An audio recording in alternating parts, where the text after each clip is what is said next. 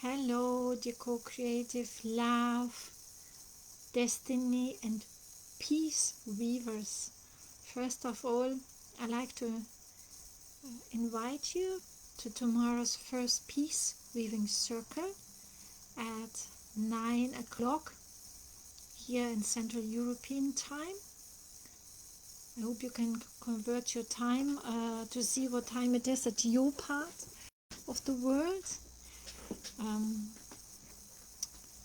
I planned it at this time because this is the evening of the very powerful lunar eclipse and full moon in Scorpio.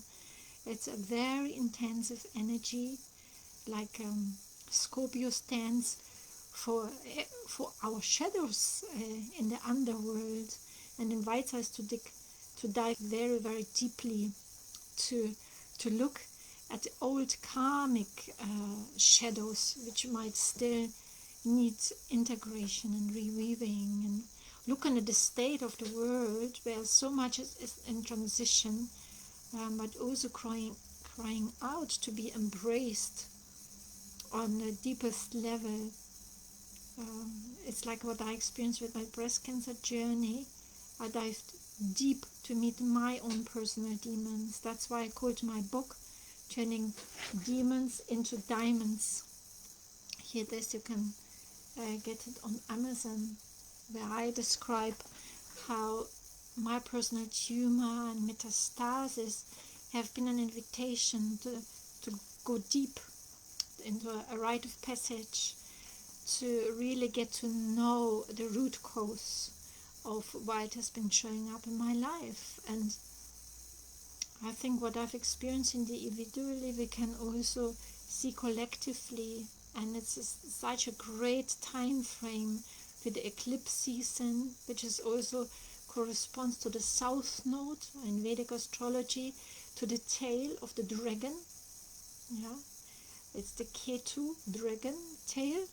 It invites us to look at our long-term ancestral karmic shadow parts. And here again, I just love the synchronicities to the rune, which I have drawn this week as well, is the Otala Rune.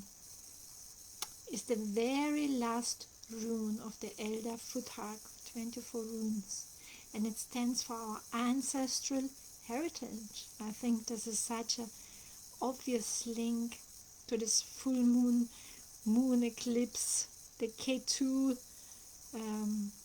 the tail of the dragon, the very ancestral karmic shadow parts, inviting us to embrace them and to integrate them before we can move forward and create the new. So it's like going to the root. Yeah, that's where our ancestors lie, the root of the tree. And that's also why I have chosen to embroider the rune of the life tree Yggdrasil. I've embroidered it already in my inner wear, like I call it, here before. That's the rune symbol, and surrounded by the life tree Aihuas. And this soul image, the sacred symbol of the life tree, has been very transformational for me. It started in 2017, where I created my logo, where you also see a life tree in a flower of life. After I did an online conference about natural living and learning, that's where I started to also connect with my ancestral roots, where I felt disconnected to for over 30 years of my life. And this online conference initiated me to go deeper, and I started to weave my destiny towel. Here you can see it. It's called Rushnik, and it's actually also a tree. It's divided in 3 worlds. I followed on with my shamanic dress, which you can see in the back, which is also like a life tree, based on the sacred symbols, Beregini symbols, which I learned from my teacher, where she gave me a soul tree horoscope, soul tree, where I was given sacred symbols and goddess archetypal powers which weave through me with the roots. My main Beregini energy of the raven, and 3 energies are like wings, like the crown of a tree, which I'm still here to fulfill.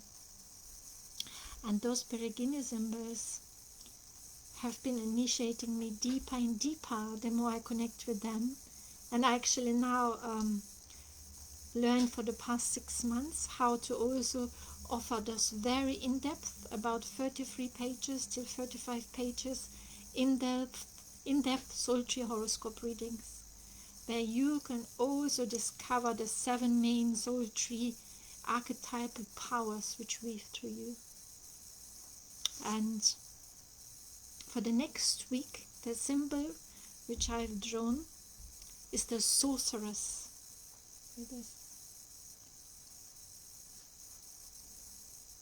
And she stands for destruction and rebirth. Her affirmation is, I feel the power of fire in me.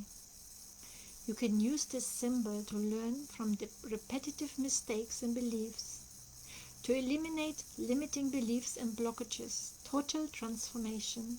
I think also so fitting for this eclipse season, which is gonna happen starting of tomorrow, as an invitation to go deep, to look at our ancestral karma and set up our values. What do we want to keep, and what are we going to really let go? Also transform limiting beliefs with the power of the sorceress.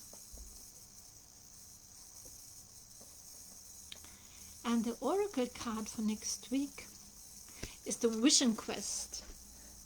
Again, I just love this synchronicity, because this eclipse season also invites us to go have a look what is no longer serving us, which karma are we really finally letting go of, in order to move forward like on a life tree, to fulfill our potential, what we came here for. And I'm just gonna read out this card meaning. The essence. In the Vision Quest, you face your fear, embrace your mortality, and then meet face to face with spirit. When we feel stagnant, a Vision Quest brings our lives into perspective.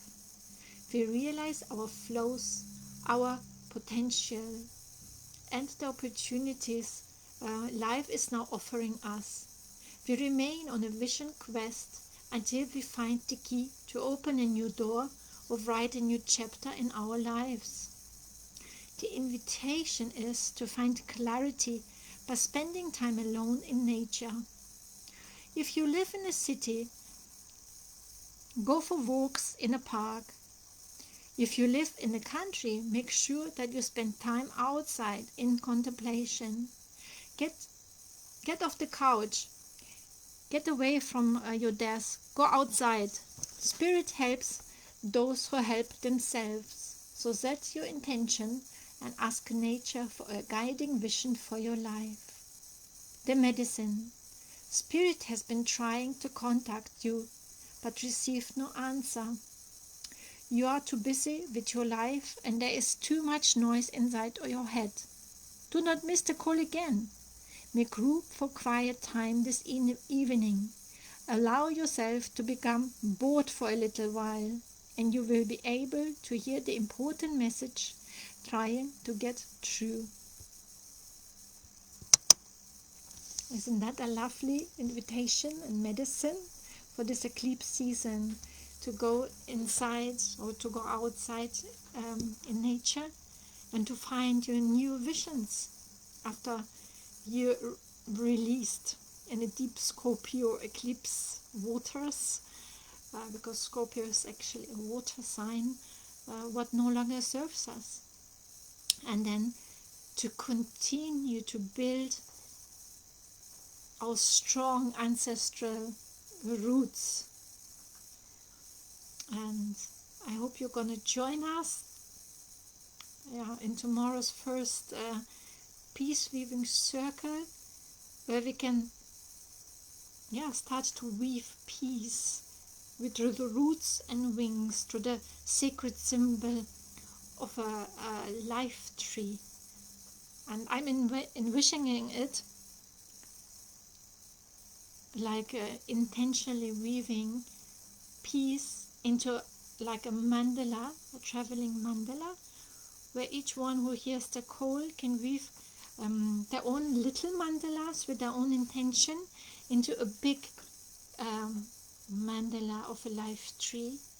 And it's like my logo, a life tree inside the flower of life, where each one of our little life tree mandalas, and with our intentions woven into it, then start moving into a big mandala of invocation of peace, like a peace tree with roots and wings. Yeah, so I would love to see you in tomorrow's first circle and get well through this portal of the eclipse season, which is very, very transformational with this full moon in Scorpio. Yeah, so let me know if you're gonna come tomorrow, or if you have got any comments or feedbacks. I would love to co-create with you, co-creatively weave with you our intentions for peace and for our new ancestral roots and wings that we create consciously. Thank you very much for listening. I'm sending you a sunny Saturday. Blessings. Mwah. Blagadaru.